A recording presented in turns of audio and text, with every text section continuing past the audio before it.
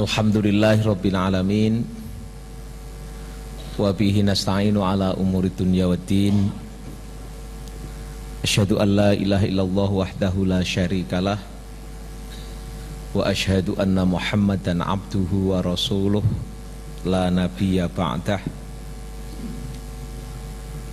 Allahumma salli wa sallim ala Muhammadin wa ala alihi wa ashabihi ajmain.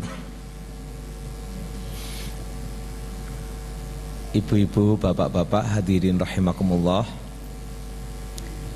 Saya diminta ceramah oleh panitia.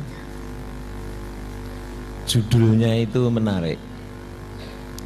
Judulnya itu meraih sukses sejati nan abadi. Waktu saya terima judul itu, saya bertanya dalam hati saya dua pertanyaan. Yang pertama, jamaah yang hadir itu kira-kira orang sukses apa orang gagal?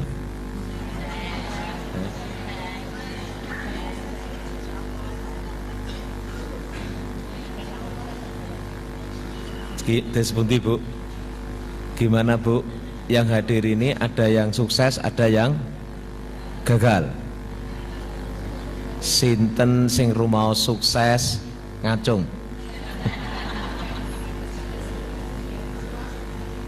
Siapa yang merasa gagal hidupnya, angkat tangan kiri. Jadi yang hadir ini orang sukses apa orang gagal? Sukses ya. Lalu kalau sudah sukses kok saya disuruh ceramah meraih sukses, itu gunanya untuk apa? Hah? Biar tambah sukses, nambahi sukses. Nambahi sukses tadi disebut katanya biar tambah sukses atau nambahi sukses. Yang kedua ini pertanyaannya, kira-kira kalau orang itu beragama Islam, seharusnya hidupnya itu sukses apa gagal? Jaminan mutu napa mboten? Jaminan mutu itu maksudnya sapa wae angger gelem Islam tenanan dijamin mutu pasti sukses. Amin. Leres ngoten niku. Dadi menawi wonten sing dawuh sapa wae sing kepengin sukses Islamo sing tenanan. Lah kalau ada orang Islam yang belum sukses, itu tandanya belum Islam tenanan. Tengere kuwi mau isih Islam apa? KTP. Islam apa meneh? Islam abal-abal, Islam anyaran. Gitu. Iku mau tengere. Baik. Kalau tadi semua alhamdulillah orang sukses, sekarang saya tinggal bertanya yang ketiga. Ini suksesnya sukses besar apa sukses kecil? Kan ada sukses itu sukses besar, ada yang dianggap sukses kecil gitu kan? Sukses sedang, ini besar, kecil apa sedang? Sedang. Kalau gitu ini ukuran sedang-sedang saja. Ini ukuran suksesnya kok masih sedang-sedang gitu kan? Yang kira-kira ukurannya sukses besar di sini ini ada nggak? Siapa coba disebut? Orang Islam yang menurut ukuran Bapak Ibu panjenengan sedaya ten masjid ngriki lek disebut iku sukses yuk. Terus ditakokne maneh, iki suksesnya cilik, sedang apa gede gitu? Coba yang di sini yang disebut contoh orang sukses besar itu siapa di sini? Oh, Pak Bupati. Itu tanda Pak Bupati Jonegoro. Itu wong sukses besar. Lah nek Bu sinten iki? Nggih. Bu Heni. Lek Bu Heni niku sukses besar napa sukses sedang? Kalah mbek Bupati. Lah lek Pak Bagi ngono kae wong sugih kae. Pak Bagi ngono kae wong sugih kae sukses besar apa sukses kecil? Sedang. Wong sugih kuwi ya sukses sedang. Lek Bupati sukses besar. Kok penak Bupati?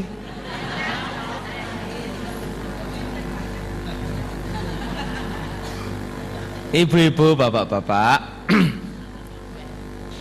Al-Quran mengingatkan kita bahwa jalan berislam itu jalan supaya kita itu sampai kepada tujuan hidup.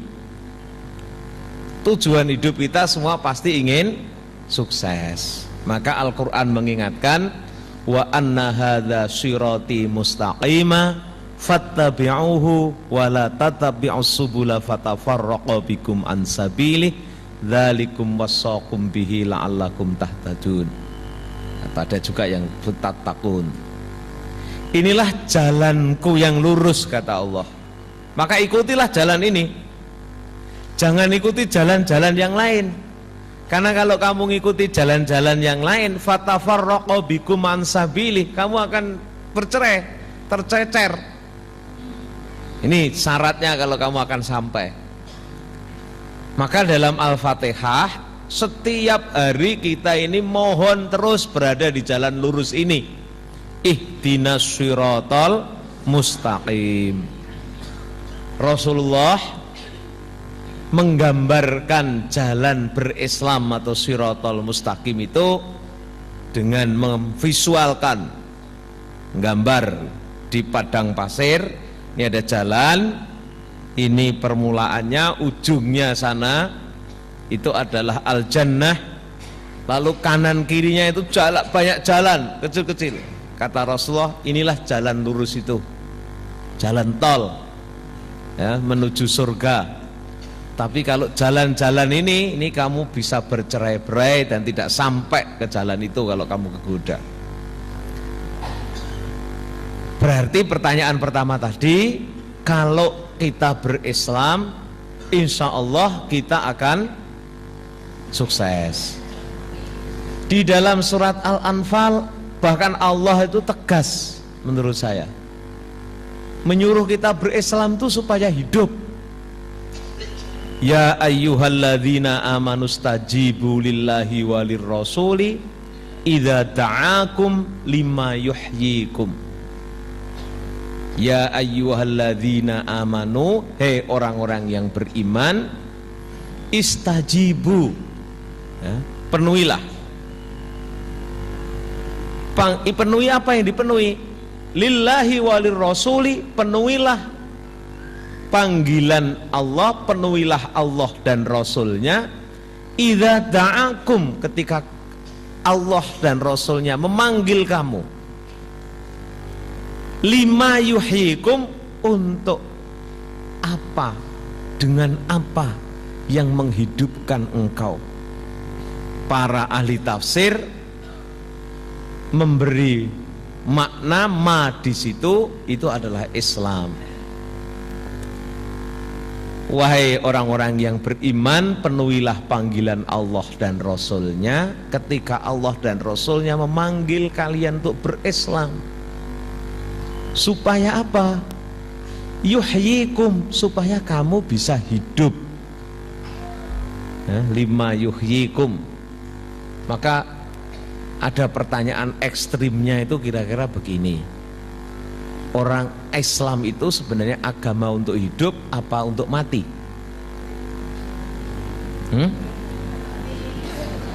Untuk hidup apa untuk mati?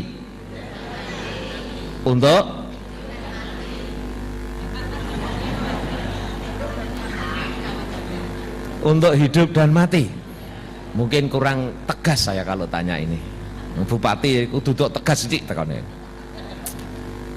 Kalau ada istilah taklif wal mukallaf, ada beban dan kemudian ada orang yang mendapatkan beban perintah.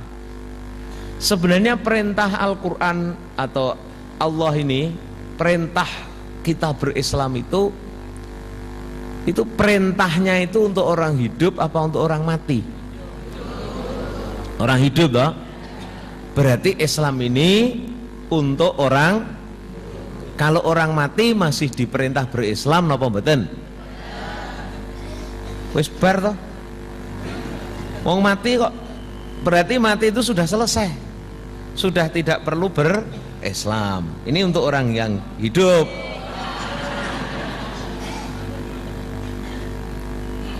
Jadi kita semua ini disuruh berislam itu selama hidup apa juga setelah mati?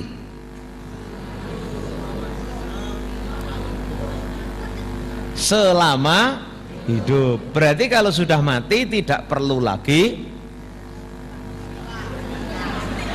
Kok jawabnya kayak ragu gitu. Sudah mati ya toh? Berarti kita ini disuruh berislam tuh selama hidup. Jadi kalau sudah mati tidak perlu kok saya ragu jawabnya kata. Coba gini, kalau orang fikih itu kan ada rufi al qalamu an salatin gitu kan. Kalau orang lagi semaput itu wajib berislam apa mboten? Hilang akale. Lagi tidur tidak lah, tidur saja enggak kok, tidur itu lah setengah mati toh. Lah kalau sudah meninggal berarti kita tidak lagi berislam, maka ada istilah maliki yaumiddin. Gusti Allah binsik yang memiliki hari setelah kematian. Jadi Allah menyerahkan, menitipkan ini ja'ilun fil ardi khalifah itu selama hidup ini. Berarti Islam ini modalnya untuk hidup. Islam itu modal untuk hidup apa modal untuk mati? Untuk hidup. Lalek biyen nenek istilah rugi dunya gak dadi popo, rugi akhirat bakal cilaka. Kuwi piye lek?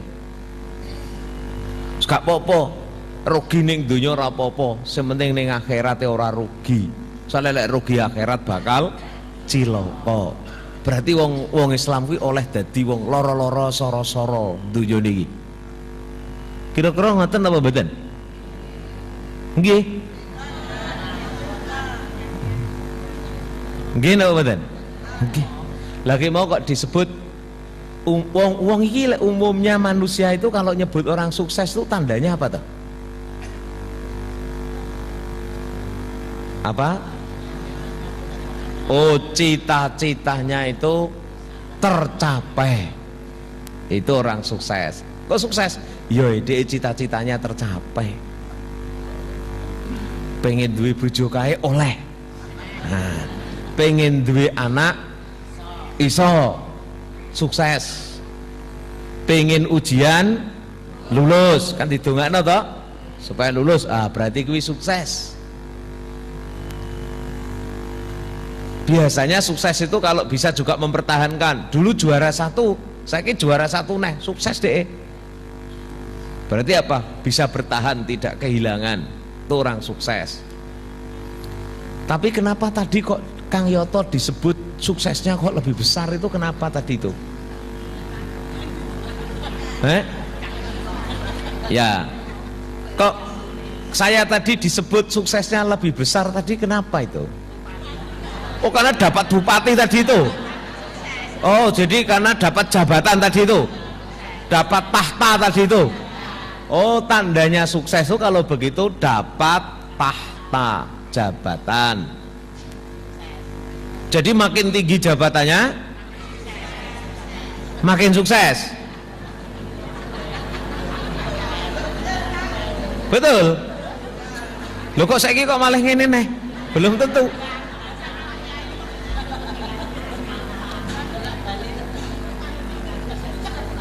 Tapi jadi kalau gitu yang paling sukses di Indonesia sekarang Pak Jokowi, karena yang paling tinggi. Tidak tahu.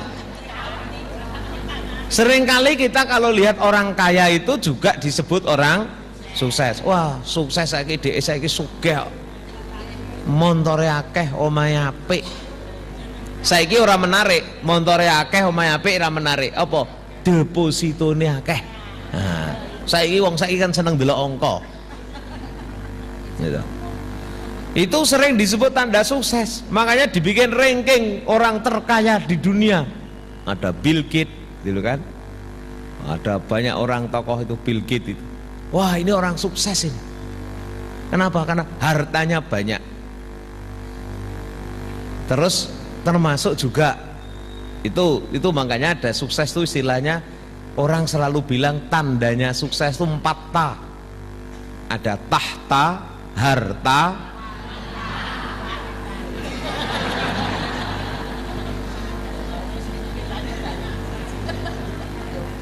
ada orang yang sukses. Kenapa kok disukses? Ngeruang dia muji dia kok.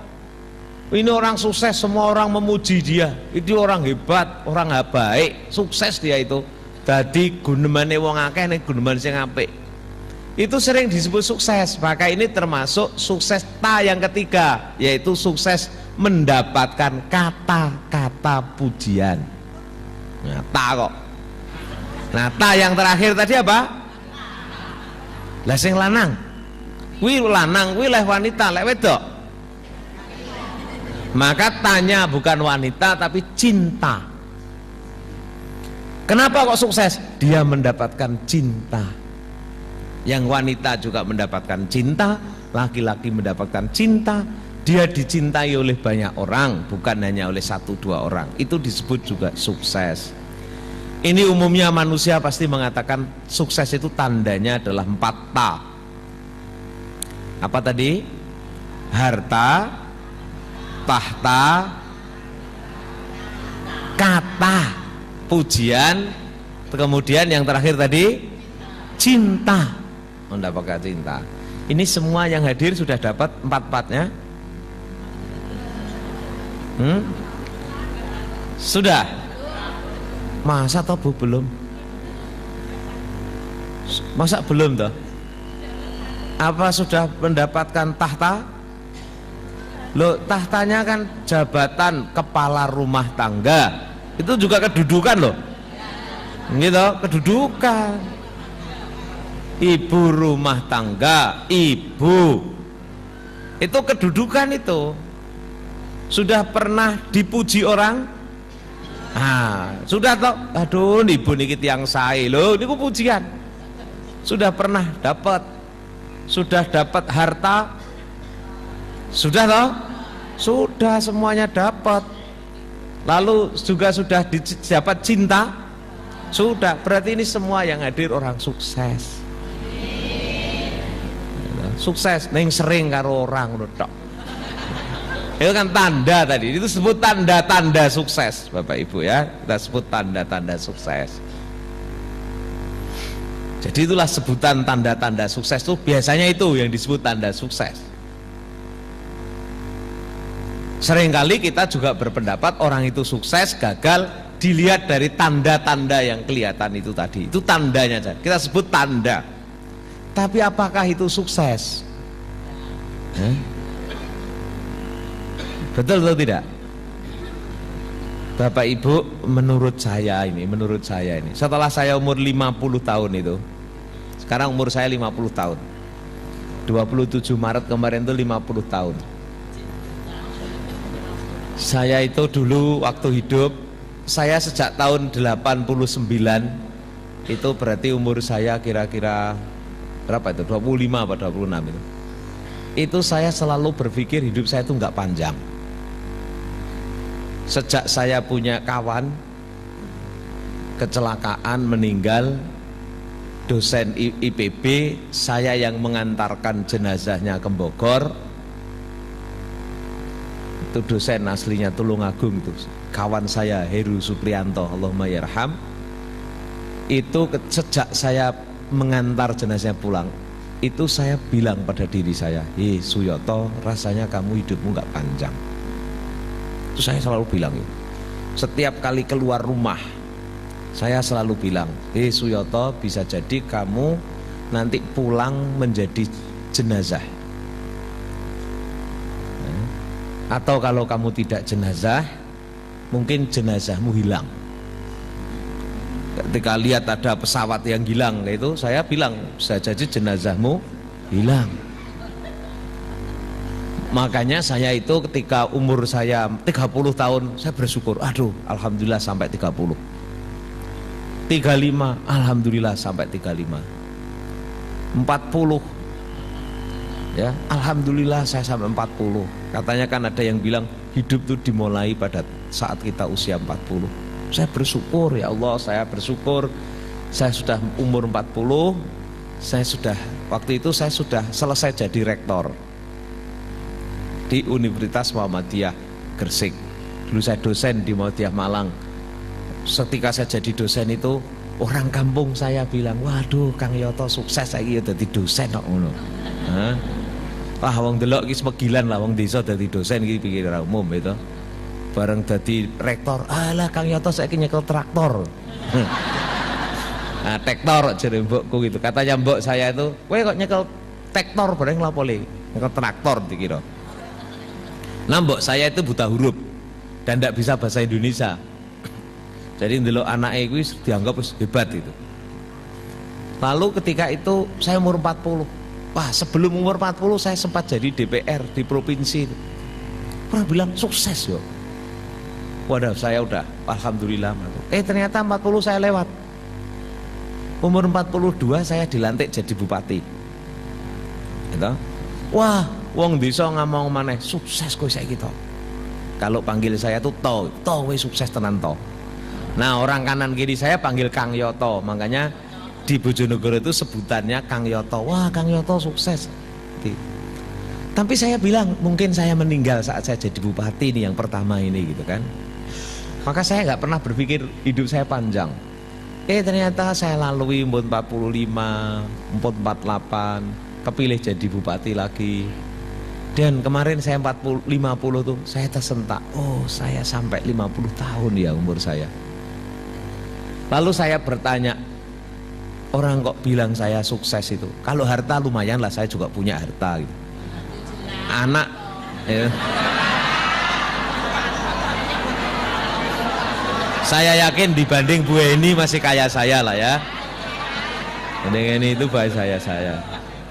Lalu anak saya juga lumayan gitu kan. Saya punya anak 3. Lalu saya pikir, saya bersyukur betul.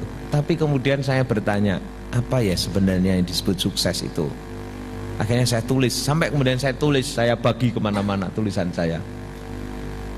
Sukses itu ketika kita bisa menikmati hidup dan terus hidup, itu sukses kalau saya itu. Ya.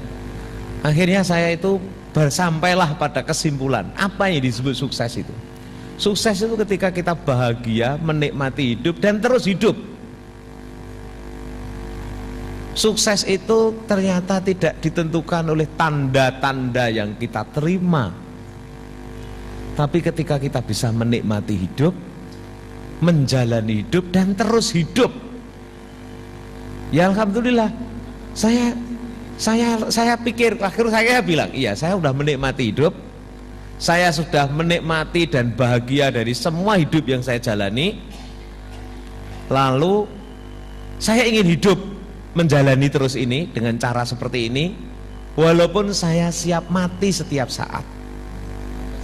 Ya toh, setiap saat saya siap mati, tapi saya menikmati, walaupun saya itu siap mati, itu saya menikmati. Bapak Ibu, menikmati betul. Udah saya siap mati, nikmati saya nikmati. Itu yang kemudian saya sebut sebagai sukses. Karena itulah Bapak Ibu, menurut saya kemudian sukses itu ditentukan oleh 5 hal.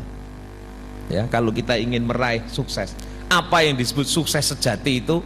Sukses sejati itu kalau kita bisa menikmati bahagia dalam perjalanan hidup kita ini dan terus ingin hidup yang lebih baik. Nah, maka ada 5 hal.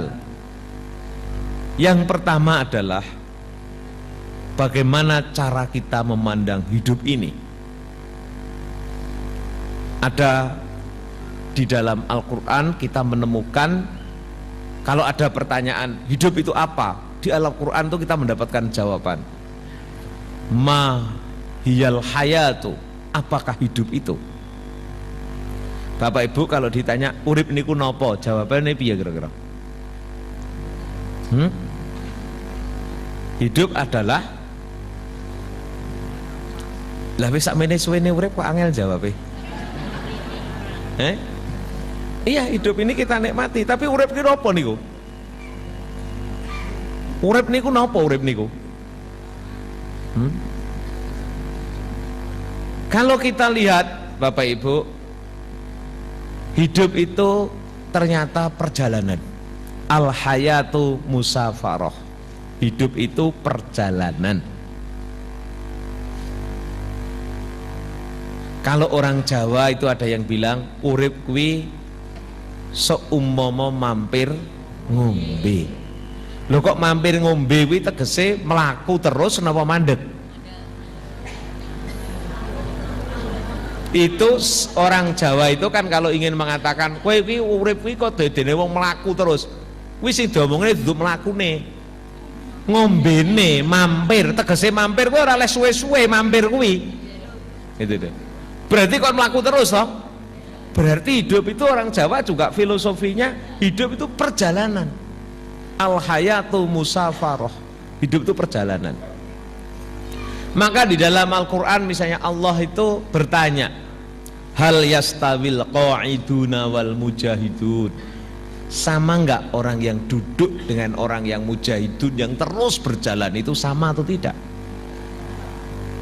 Dijawab sendiri, la yastawil qa'idun wal mujahidin, fadzalallahu mujahidina 'alal qa'idina darajah. Allah itu memberikan derajat, memberikan keutamaan bertingkat-tingkat buat orang yang terus berjalan mujahid itu. Di dalam surat Al-Balad bahkan Allah menggambarkan hidup ini dakian, perjalanan yang mendaki. Falak tahamal aqabah, maukah kau kutunjukkan perjalanan yang mendaki, munggah, duduk perjalanan turun apa gelundung. Ini perjalanan yang mendaki dan naik. Falak tahamal aqabah, maukah kau kutunjukkan dakian-dakian ini? Maka hidup itu adalah perjalanan mendaki.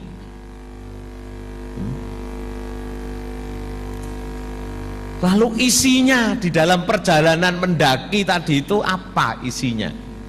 Itu kan? Isinya apa? Bapak Ibu. Ujiannya apa? Temennya siapa? Dijalani dengan cara bagaimana? Ujungnya apa? Ini yang akan mempengaruhi dan menentukan kita ini sukses atau tidak dalam hidup ini. Tapi kembali yang pertama adalah Bapak Ibu, hidup itu bukan diam, tapi hidup itu terus berjalan. Hidup itu mendaki. Maka syarat pertama kalau orang ingin sukses itu dia harus memandang bahwa hidup itu adalah perjalanan. Dulu ada istilah hidup adalah perbuatan. Tapi ini sekarang kalimatnya menjadi hidup adalah perjalanan. Bapak Ibu ini masih hidup? Tandanya apa? Masih berjalan. Nah, masih mengalami tahap-tahap hidup itu artinya masih berjalan, masih hidup. Dan itu loh, masih hidup Bapak Ibu, masih berjalan, masih hidup. Nah, Para ulama bahkan ada yang mengatakan al-hayatu mujahadah, hidup itu perjuangan. Sauqi Bek mengatakan fikduna ru'yika fil hayati mujahidan, innal hayata aqidatun wa jihadun. Kan? Innal hayata aqidah wa jihad, hidup itu keyakinan dan perjuangan. Perjuangan itu pasti nggak ada yang mandek. Ya. Air saja kalau diem itu dianggap rusak, merusak. Maka nggak ada yang diem. Hidup itu gerak, hidup itu perjalanan.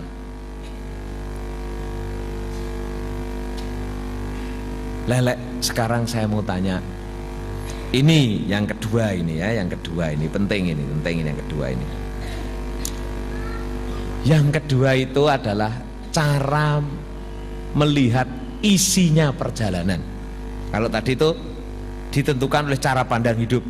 Sekarang yang kedua, cara melihat dan menerima isinya perjalanan. Selama kita hidup ini isinya apa Bapak Ibu?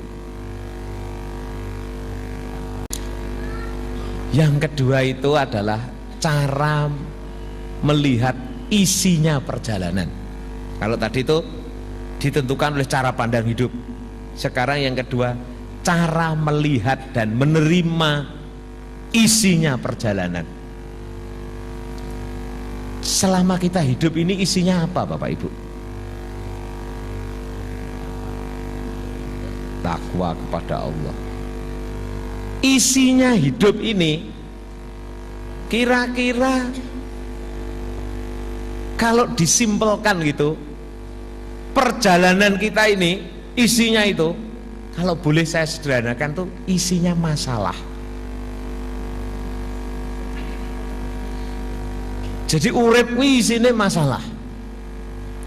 Orang Arab mengatakan al-hayatu silsilatun minal masyakil. Hidup itu hanyalah rangkaian dari masalah. Tadi yang pertama, hidup itu adalah perjalanan. Yang kedua, selama kita berjalan mendaki, kita ini selama perjalanan ini isinya apa? Isinya masalah. Jadi bersyukurlah orang yang setiap hari dapat masalah. Nah, bersyukur. Karena itu tandanya masih hidup. Pertanyaannya tinggal hidup itu, masalah itu diterima, dihindari, dihadapi, sambil dinikmati kan gitu. Hah? Itu masalah. Coba kita lihat sekarang. Al-Quran itu menggambarkan hidup itu masalah itu. Maka Al-Quran mengatakan hidup itu adalah ujian. Al-hayatu ibtilaun, hidup itu ujian. Maka dalam Al-Quran Allah mengatakan walanabluwannakum bisyarri wal khairi, bisyarri wal khairi.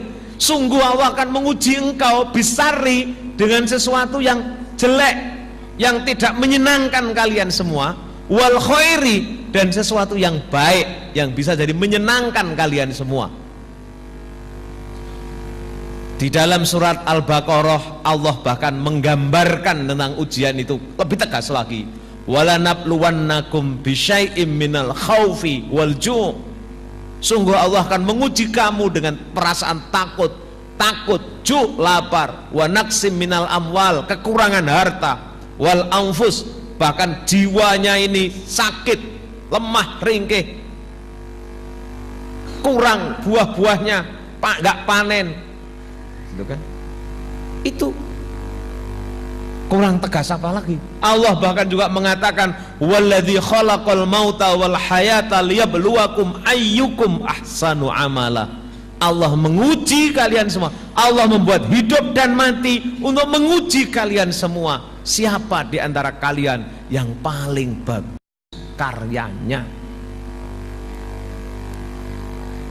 Maka ada orang pepatah dulu mengatakan harimau mati meninggalkan belang, gajah mati meninggalkan, manusia mati meninggalkan hutang.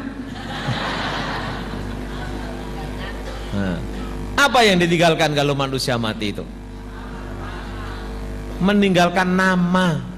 Nama itu cerita. Apa yang kita tinggalkan ketika mati? Cerita. Nah, cerita. Jadi kalau kita meninggal itu yang kita tinggal itu cuma cerita, Bapak Ibu. Nah, cerita. Jadi cerita yang kita tinggalkan itu. Lah, kenapa kok disebut cerita? Itu kan cerita. Karena hidup itu tadi akhirnya berlomba menyelesaikan masalah. Ya, melomba-lomba menyelesaikan masalah. Itu hidup kita. Jadi saya kira sekarang saya ingin bertanya kembali, apakah yang hadir ini masih dapat masalah? Orang yang hadir ini semua punya masalah? Berarti semua adalah orang-orang yang bermasalah. Betul? Alhamdulillah. Karena masih hidup. Ujiannya tadi apa? Ada ujian yang menyenangkan dan tidak menyenangkan kok. Yang menyedihkan. Bersyukur kita. Dan setelah dapat ujian, berhenti atau terus hidup? Hidup. Maka kalau ada orang dapat ujian berhenti, berarti itu sudah mulai tidak hidup. Itulah tanda-tanda kematian. Berarti dia nggak berjalan terus. Oke, berhenti kok, berarti tidak berjalan. Tapi kalau dia mendapatkan masalah masih terus berjalan, berarti itu tandanya hidup. Sakno ya ke masalah kok wakeh wong ke. Lha kudune kan alhamdulillah ya wong ke kok masalah akeh. Ya toh saya urip tandane. Coba Bapak Ibu, kalau boleh milih, saya mau bertanya sekarang. Ini kalau boleh milih gitu ya. Milih soal ujian itu kira-kira sing angel apa sing gampang? Sing gampang? Gak munggah kelas ya penggampangan nih. Milih sing angel apa sing gampang? Lah, lek sing golek gampang-gampang kuwi kelase sing penting lulus. Hah? Sing penting urip. Bedane bupati karo rakyat ya apa jange? Padha le masalah toh? Sing didelok kok tandane iki. Saiki delok dilihat dari sisi masalah. Masalah yang dihadapi bupati dengan rakyat itu besar mana? Besar bupati. Jelas. Berarti wong dadi bupati kuwi isine wong golek masalah. Wong sing rawani dadi bupati mergo wedi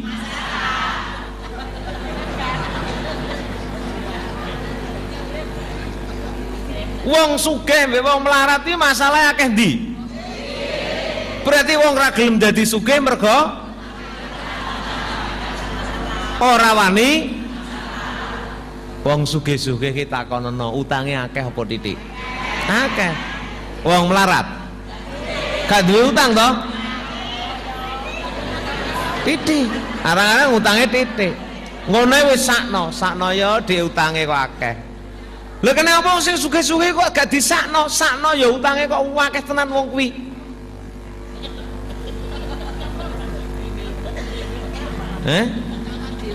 Kenapa? Utang-utang dhewe. Lah iya. Sahur-sahur dhewe. Berarti wong sugih-sugih kuwi berarti apa bedanya? Kenapa orang kaya itu? Karena dia berani mengambil masalah lebih besar. Maka dia mendapatkan tandanya agak besar. Tandanya tadi lo agak besar. Kenapa? Karena dia mengambil masalahnya lebih besar. Lah yang ngambil masalah kecil, ya dapatnya kecil-kecil. Kelasnya cilik-cilik, kan itu toh? Aku tak uripku ngene lah sing golek sing tenang-tenang wae aku, sing aja ruwet-ruwet ngono. Kuwi kanca-kanca sing wani dadi DPR kuwi wani golek masalah. Lah sing ora berhubung ora wani golek masalah, ora wani diseneni wong akeh, ora marani dikecam orang banyak, ya wis aku rasah dadi DPR. Aku ora sanggup lek ngadepi masalah ngono kuwi.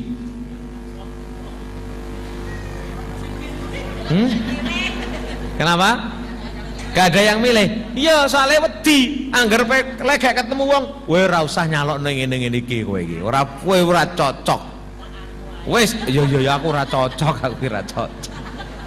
Ora cocok. Loh Kang Yoto ini dulu waktu kampanye jadi bupati itu, kalau ketemu orang agak pinter, nganggep Kang Yoto wong pinter itu. Ya Kang Yoto wong apik pinter ya. Kudune Kang Yoto dadi rektor ae rasa bupati yo. Lho ngono kok. Lenek saya ketemu tokoh agama, kebetulan Kang Yoto ini kan Muhammadiyah. Lalu ketemu orang-orang yang NU itu, kiai-kiai, walaupun kawan saya gitu. Ah Suyoto iki jange ya wong apik, sayange Muhammadiyah dek iki gitu waktu itu, ya itu. Enek sayange gitu. Lah terus aku mundur gitu kan. Iya ya aku ki jane salah dadi Muhammadiyah ra sida ngono. Terus waktu ketemu orang lagi bilang, wis Kang ora usah ngene-ngene iki, ora usah kampanye keliling ini, yang penting duit Kang, share gitu. Lah terus saya rumangsa ndak duwe duit. Iya aku keliru ya. Wong ora duwe duit kok nyalokne bupati iki keliru aku iki. Masalah neh.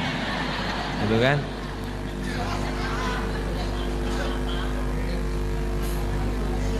Pusing. Ibaratnya hidup itu kita ini murid, Allah itu gurunya. Maka oleh Allah itu dikasih soal tiap hari kita ini. Lah sing bedakno kuwi murid apik mbek ora kuwi tinggal cara menghadapi soal. Murid sing ora apik kuwi dikeki soal malah aduh guruku ki pito yo ngekeki soal kok kaya ngene iki. Wi murid elek wi. Ya, murid elek, murid elek. Kalau murid yang baik itu dikasih soal apapun, alhamdulillah dikasih soal kok kayak begini. Guru saya kok baik ya. Loh kan Allah bilang begini, ana inda dhanni abdi bi. Saya ini tergantung hambaku menganggap aku. Maka bimbo kan, kalau engkau dekat aku dekat, engkau jauh aku jauh, katanya kan. Tergantung aku menganggap, tergantung kita menganggap Tuhan. Kalau Tuhan itu kita anggap baik, baik. Kalau Tuhan kita anggap jelek, jelek, jahat, jahat. Kita ini termasuk murid yang anggap guru kita baik apa jelek? Baik. Berarti siap diberi masalah. Itu soal apa saja siap. Soal yang menyenangkan, soal yang menyusahkan. Senggare wong sukses iku mau yo ki lho. Carane nganggep masalah itu, carane nganggep isine urip iki lho. Carane menerima nganggap ini. Kalau hidup itu isinya masalah, bagaimana cara kita menerima masalah? Ada yang menolak masalah, tapi ada yang menerima, ridho mendapatkan masalah itu.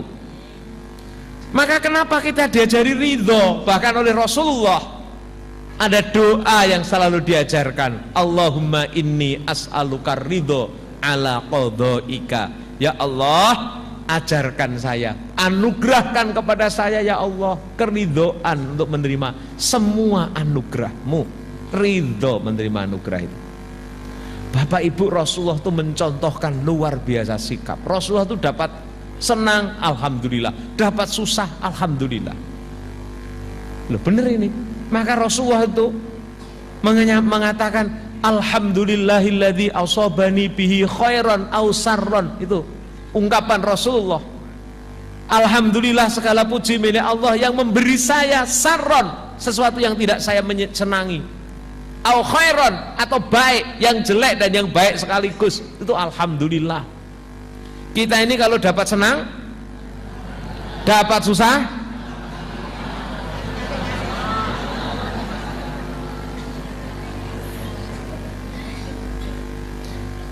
kalau begitu yang disebut ujian hidup itu yang menyenangkan saja apa yang menyusahkan? Dua-duanya loh. Jadi yang menyenangkan ya itu ujian, yang menyusahkan juga ujian.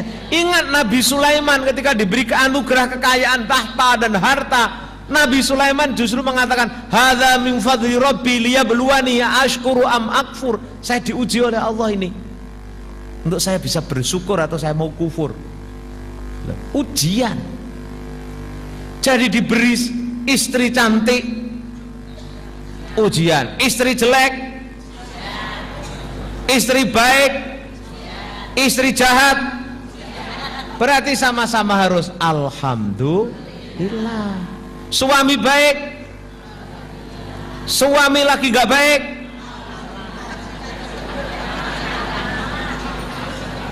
anak baik, anak lagi gak baik, alhamdulillah. Masa oleh pastor ape kok Allah keliru. Ya, baik. Lagi sehat, lagi sakit, alhamdulillah. Masa oleh sakit, Gusti Allah piye to karepe aku iki lara. Lagi diuji sakit kok lo ridho, maka ridho, terima ridho itu. Karena syaratnya setelah itu kan tidak boleh mandek kita hidup ini. Diberi apapun masalahnya, ridho saya, alhamdulillah. Karena itu kemudian saya sabar, saya terima ini, sabar. Dan karena saya sabar, saya nggak berhenti mujahadah, jihad. Saya akan terus al-juhdu menggunakan akal saya, jihad fisik saya, mujahadah batin saya pun akan bersungguh-sungguh. Kenapa? Saya terima masalah ini. Lalu kenapa Al-Quran melarang kita menjadi orang yang putus asa? Karena orang putus asa itu orang gak sanggup lagi menghadapi masalah, gak sanggup lagi menghadapi ujian. Wala ta'asum mir rohillah. Jangan kau putus asa berharap kepada Allah, karena hanya orang-orang yang kufur saja itu yang putus asa. Jadi Bapak Ibu masih dapat masalah tiap hari? Berarti harus alhamdulillah. Kok pak gitu? Maka kalau ada orang dapat masalah harus ikut bersyukur.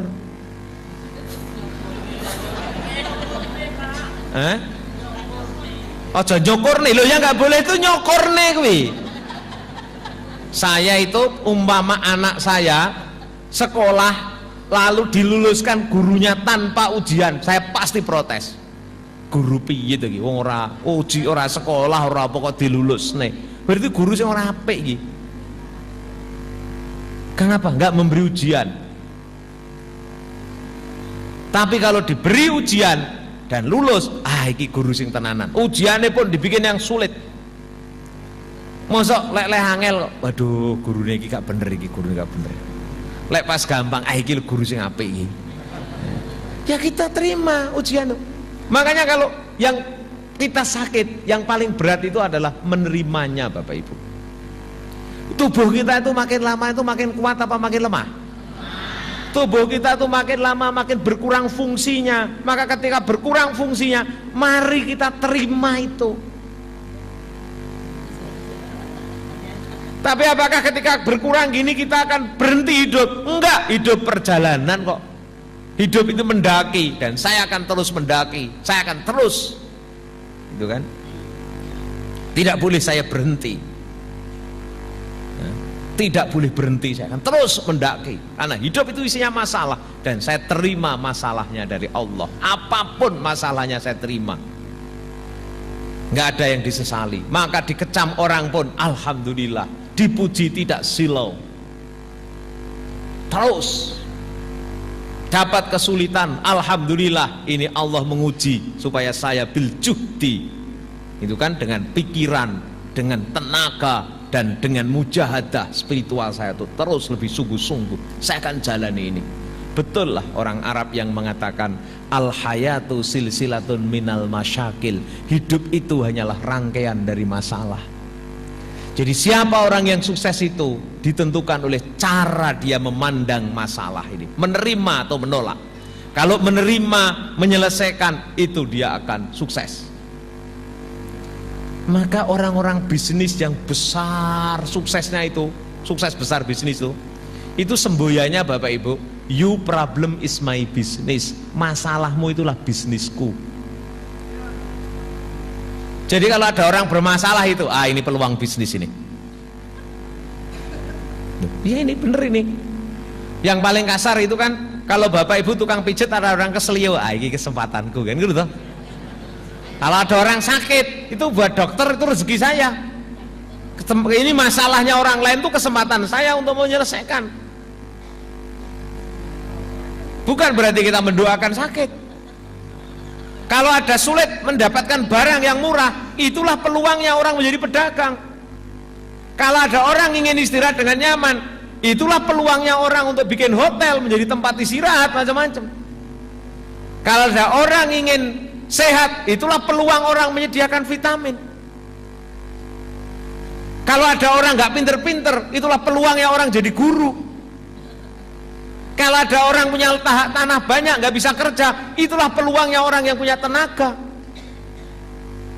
Kalau ada orang kesulitan menulis, membuka satu dengan yang lain sulit, itulah peluangnya para programmer sehingga Bill Gates kemudian menciptakan Windows. Ketika orang sulit berkomunikasi satu dengan yang lain, orang-orang Nokia kemudian menciptakan handphone, maka semboyannya adalah connecting people, menggabungkan satu dengan lain. Dia dibaca lagi, oh orang sekarang tidak hanya berhubungan dengan suara, tapi berhubungan dengan gambar dan data. Maka Samsung, Apple, BlackBerry bikin itu semua, maka jadilah bisnis besar. Ketika bisa menangkap masalah dan menyelesaikan. Orang Jepang melihat, oh masalah yang utama itulah orang yang gerak fisiknya, tapi dia perlu, tidak cukup kuda, maka dibikinlah mobil. Masalahnya apa? Bagaimana bikin mobil yang murah? Maka Jepang bikin murah dan handal. Amerika sama Eropa bikin murah, aman, mobil murah, mobilnya aman, kuat, tapi tidak murah, maka kalah sama Jepang. Itu kan? Itu masalah namanya. Menangkap masalah menjadi peluang. Apa yang membedakan seorang bupati dengan yang lain, Bapak Ibu? Kenapa ada orang yang mau jadi bupati? Itu kan kemauan dan kesanggupannya untuk melihat dan mendengarkan masalah, termasuk dikecam oleh orang lain. Itu yang membedakan kita dengan yang lain. Nah, orang Islam tuh nggak boleh takut masalah. Bahkan harus melihat, dibuat riset penelitian, tuh lihat masalah. Disitulah ada peluang bisnis. Itulah peluang beramal soleh dan berkarya. Masalah adalah peluang untuk beramal soleh. Jadi orang ingin amal soleh kok takut masalah itu salah. Kalau dulu saya masih aktif di Pemuda Muhammadiyah, saya aktif jadi organisasi itu, kalau ditanya golek apa? Golek masalah kok yang lo iya ini. Orang-orang yang aktif di partai, orang-orang yang dibantu cari apa? Cari masalah, bukan cari uang. Pala duweane apa ditokne kok. Kenapa? Ya memang untuk itu saya itu punya. Saya kasihkan kalau perlu. Cari apa? Cari masalah saya ini. Karena itulah hidup saya. Jadi kalau kita aktif kumpul begini, untuk apa? Cari masalah. Untuk kenapa? Untuk dijadikan sebagai peluang beramal soleh, Bapak Ibu. Jadi yang menentukan orang-orang itu sukses terus menerus, tidak pernah berhenti itu karena dia memandang masalah itu adalah anugerah dan masalah adalah peluang. Maka jangan takut-takuti anaknya itu. Wah, kok nek masalah loro kabeh lho uripe. Aja ngono. Jangan sedikit-sedikit ditakut-takuti, takut masalah gitu. Wong oleh apik wiwi masalah, oleh susah juga masalah. Yang penting didorong, diberi apa? Terima masalah itu. Memang kalau bisa kamu harus hindari ya. Tapi kalau kamu harus hadapi, terima dan hadapi masalah itu. Wow, Bapak Ibu sudah lihat film Cokro Aminoto enggak?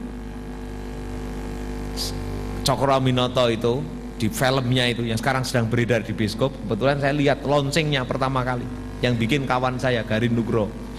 Itu ketika bagaimana Cokro itu dipecat oleh perusahaan Belanda, istrinya pas hamil, suaminya Cokro itu memutuskan untuk pergi, bapaknya ngancam, "Lenduk, kowe lek saya sampai nglairno Cokro gak mulai kowe kudu pekatan nduk."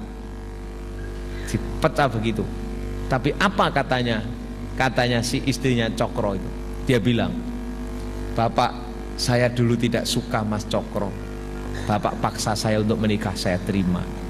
Bapak nanti kalau memaksa saya untuk cerai, saya akan terima juga. Tapi dengarkan kata-kata saya, Pak. Sejak itu seumur hidup saya tidak akan menikah lagi karena suami saya adalah cokro. Itu kan suaminya mendengar itu jadi atau tenanan itu.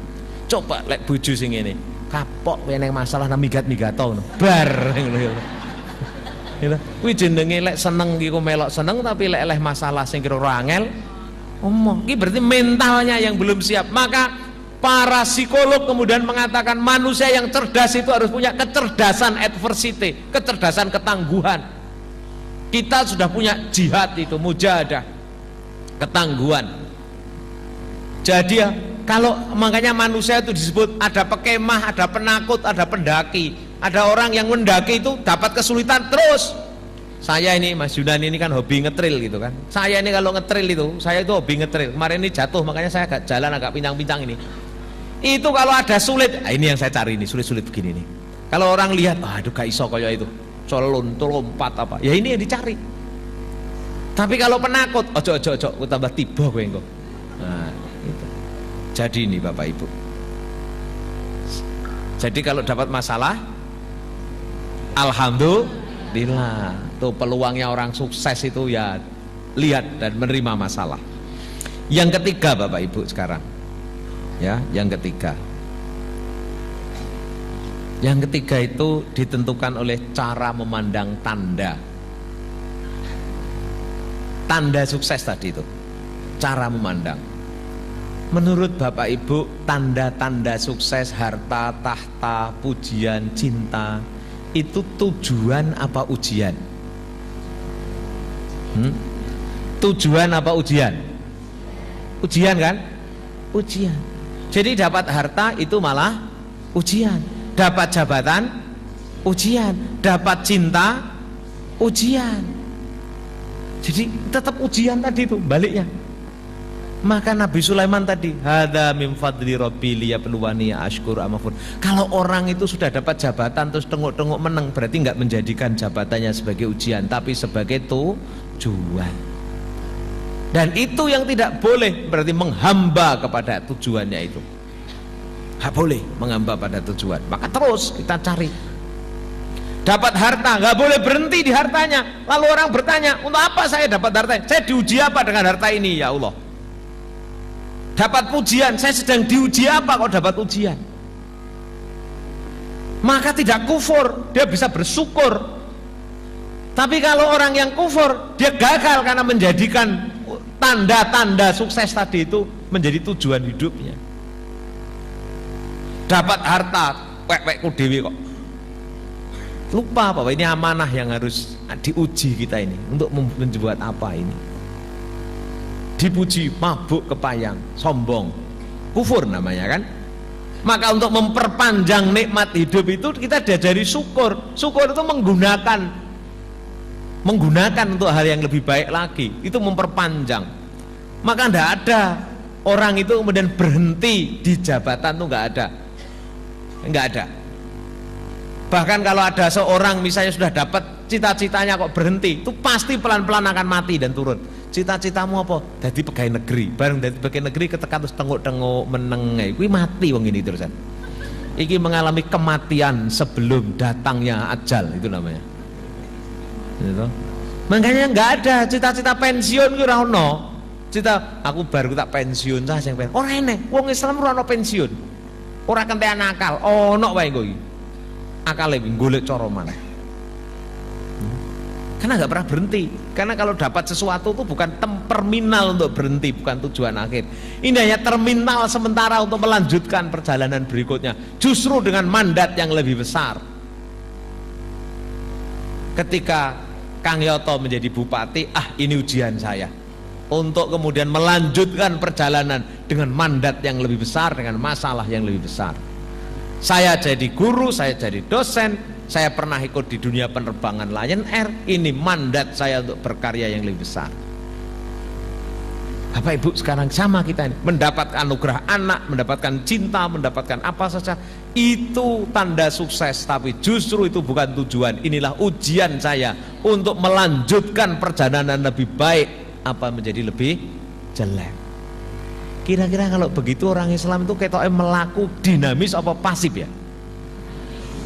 Dinamis ya, dinamis, gak entek-entek akale. Tadi sudah keberapa? Ketiga ya. Sekarang yang keempat. Yang keempat itu adalah sukses yang abadi itu, sukses yang terus-menerus ditentukan oleh cara kita berbahagia. Cara kita berbahagia. Saya ingin menyederhanakan Bapak Ibu. Orang bahagia itu kadang ditentukan oleh dua hal. Dia bahagia ketika menerima, yang kedua bahagia ketika memberi. Mana yang lebih membahagiakan Bapak Ibu, saat menerima atau saat memberi? Menerima atau memberi? Memberi kan? Wah, ini kalau kita bisa bahagia dengan cara memberi, Bapak Ibu akan bahagia terus dan akan sukses terus. Ya, karena menikmati itu, memberi itu, punya dapat duit 20.000 dengan memberikan uang 20.000, bahagia mana? Kalau kita itu dapat duit 20.000, itu kalau mental kita peminta, mungkin kita halangnya kayak ikom 20.000. Tapi kalau kita berikan uang 20.000 pada tukang becak atau apa, tidak ada apa-apa, biasanya bayar 10.000 kayak 20.000, matanya akan berbinar-binar dan kita bahagia. Itu memberi dengan bentuk nyata. Kalau ada orang dapat masalah, kita membantu menyelesaikan masalah, itu memberi. Ketika ada problem besar yang menimpa banyak orang, kita fokus di situ berbuat, itu memberi namanya. Dan orang yang terus memberi itu, dia akan mendapatkan kebahagiaan, dia akan mendapatkan energi yang berlipat-lipat untuk hidup. Ada 4 tingkatan bahagia Bapak Ibu. Yang satu itu biasanya bahagia menerima. Makanya waktu kecil kita itu dulu kalau dapat, seneng aku oleh itu. Itu senang, nggak salah itu tingkatan pertama. Tingkatan kedua itu bahagia karena memiliki. Ya, memiliki, sa'adah bitamalluk, bahagia karena memiliki. Kalau yang pertama tadi, kalau bahasa Arab disebut dengan sa'adatul qabul, bahagia karena menerima. Sekarang sa'adatul tamalluk. Lalu yang ketiga, keempat, itu bahagia karena bisa mewujudkan sesuatu, bisa berkarya, bisa apa, waduh sukses saya bisa, seneng, hureka gitu, bikin apa jadi gitu, senang. Tapi puncak bahagia itu justru ketika memberikan, mempersembahkan. Dulu waktu saya belum nikah, diberi uang bapak saya itu saya suka, senang. Itu saya berarti bahagia pertama. Ketika saya menikah, saya kerja, saya mendapatkan 2 kebahagiaan. Bahagia karena saya menerima, lalu bahagia saya memiliki. Lalu karena saya mendidik orang dan saya didik itu kelihatan hidup itu, saya bahagia karena saya bisa berkarya, membantu orang. Tapi ternyata lebih bahagia lagi ketika kemudian saya juga memberikan yang saya terima kepada istri saya, memberikan yang saya terima dari ilmu kepada orang lain, saya menciptakan, saya belajar, saya berikan kepada orang lain, ternyata itu bahagia. Itulah puncak kebahagiaan. Maka Rasulullah ketika ditanya, siapa yang terbaik di antara kami ya Rasulullah? Jawabnya adalah, khairukum man anfa'uhum linnas.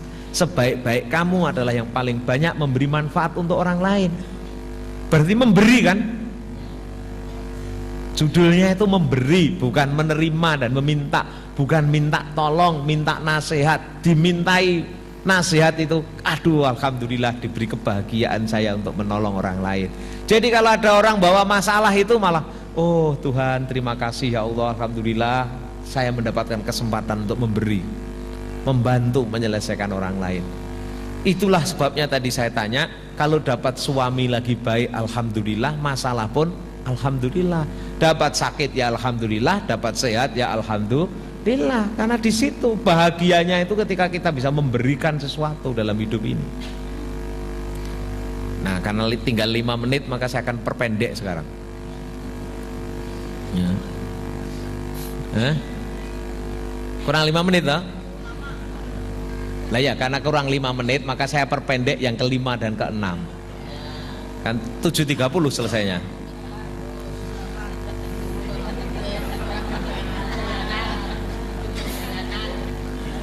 Karena kalau saya lebihkan, jangan-jangan ini sudah overdosis. Itu overdosis itu namanya memberi melebihi yang diperlukan, juga nggak bagus itu. Nah, karena memberi itu harus mengerti yang diberi, bukan sembarangan gitu kan. Nah, yang kelima Bapak Ibu, itu adalah cara bersikap terhadap diri dan orang lain. Ya. Bagaimana cara kita menyikapi diri dan orang lain? Apakah kita menjadi hakim apa menjadi guru? Hakim itu tugasnya adalah menghakimi, salah benar. Itu hakim. Kalau guru mendidik kan? Kenapa? Learner ya, belajar. Ayo tumbuh berkembang.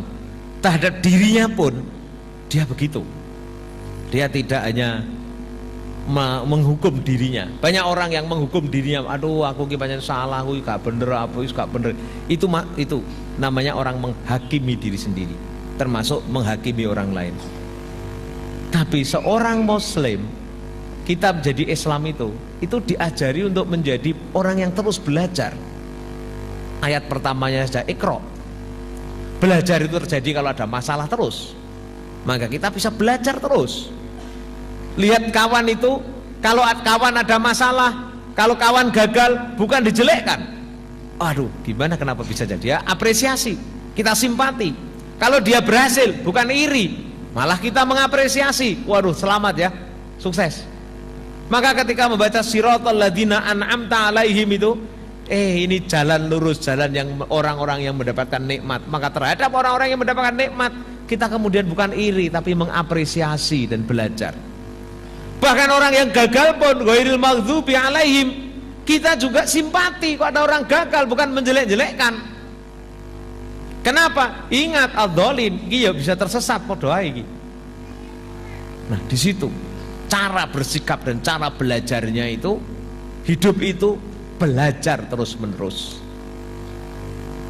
Nah, yang keenam Bapak Ibu, kan tadi saya janji mau tak pendek-pendek itu. Nah, yang keenam akhirnya kembali kepada spirit hidup, ya, spiritnya, niat hidupnya ini apa? Sekarang kalau ditanya niat uripe iki apa toh? Kembali ini yang paling mendasar sekarang. Awake dhewe urip iki niate apa?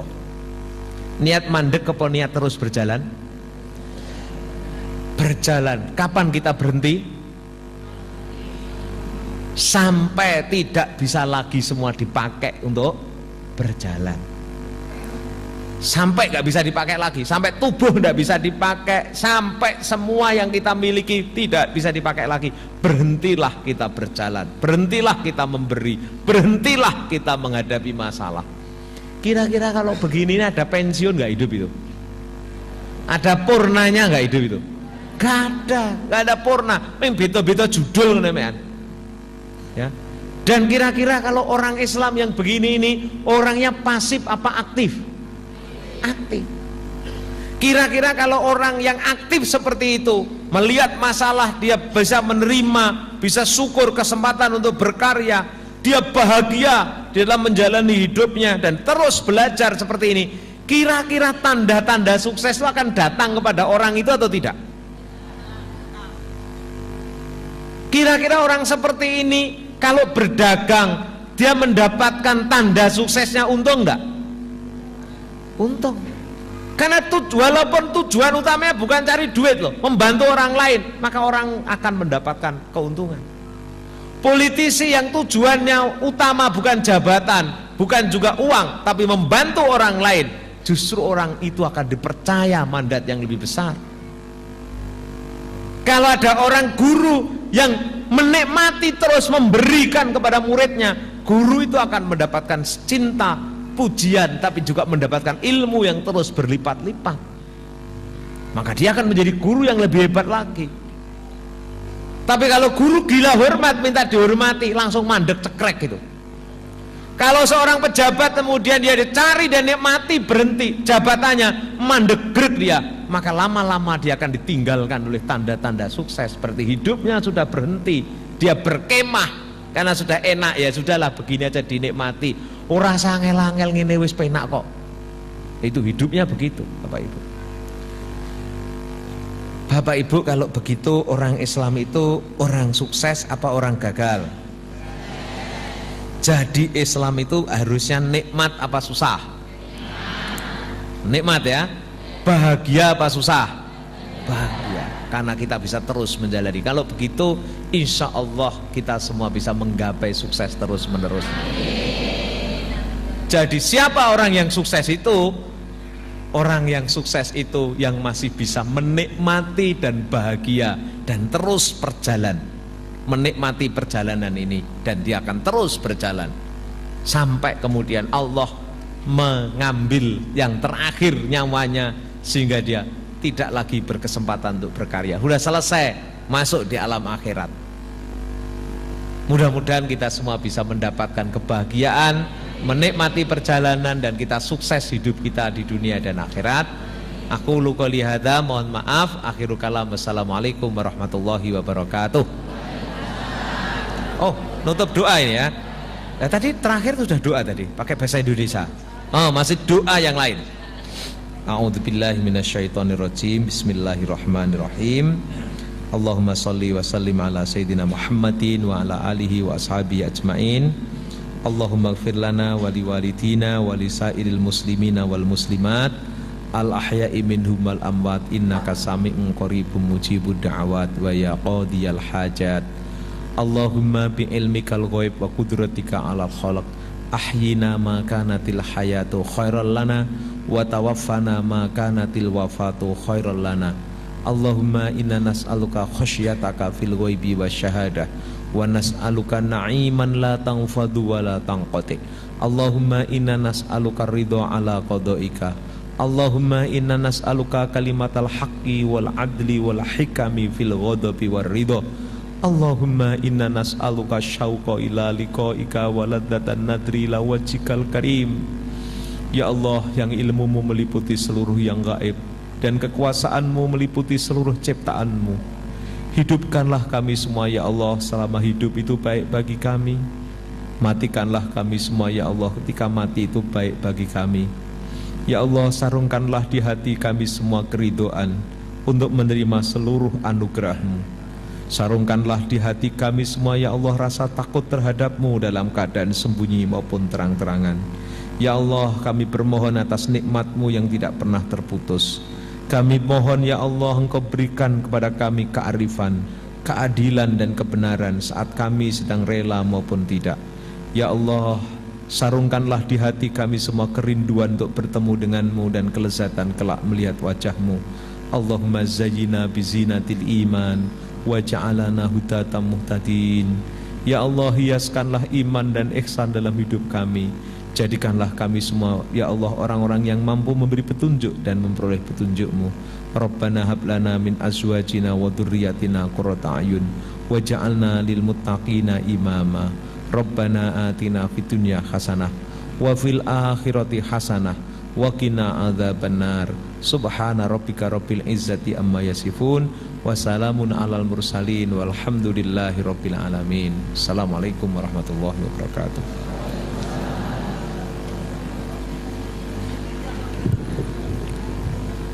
Jazakallah, sampaikan kepada